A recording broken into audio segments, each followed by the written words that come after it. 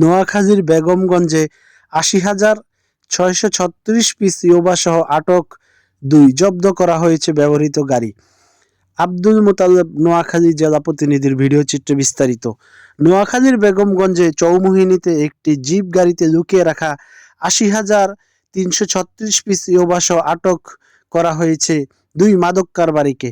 গ্রেপ্তারকৃত ২ মাদক কারবারি নোয়াখালীর চরকিয়া উপজেলার পূর্ব বেহুলা ইউনিয়নের ইটমুনি হেতুলিয়াপাড়ার মৃত জাফর আহমেদ শিকদারের ছেলে পারভেজ, একই গ্রামের চান শেখ মিয়ার ছেলে বিপ্লব। উদ্ধার করা ইয়াবার আনুমানিক বাজার মূল্য প্রায় ২.৫ কোটি টাকা। বৃহস্পতিবার ভোরে উপজেলার চৌমুহনী পৌরসভার করিমপুর এলাকার রূপসা শপিং কমপ্লেক্সের এলাকায় অভিযান চালিয়ে তাদেরকে গ্রেপ্তার করা হয়। পুলিশ জানায়, গোপন সংবাদের ভিত্তিতে ভোরে চৌমুহনী পৌরসভার করিমপুর এলাকার ওই শপিং কমপ্লেক্সের সামনে অভিযানটি পরিচালনা করা হয়। এ সময় আসামিদের ব্যবহৃত কালো রঙের হাট জিপ গাড়িতে তল্লাশি চালিয়ে পেছনের ডান পাশের দরজায় বিশেষভাবে লুকানো অবস্থায় ইয়াবাগুলো উদ্ধার করা হয়।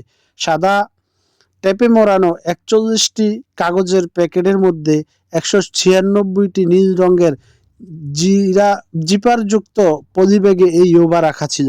Noakhali police super NM Nasiruddin ঘটনার তদন্ত ও সততা নিশ্চিত করে বলেন, এই ঘটনায় আসামিদের বিরুদ্ধে মাদকদ্রব্য নিয়ন্ত্রণে আইনি মামলা করা হয়েছে।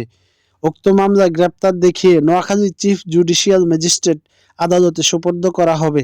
মাদক কারবারি পারভেজের বিরুদ্ধে বিভিন্ন থানায় ৯টি মামলা রয়েছে। পূর্বেও সে এই মাদক কারবারের সাথে বিভিন্নভাবে জড়িত ছিল এবং তার নামে অসংখ্য মামলা থানায় আছে।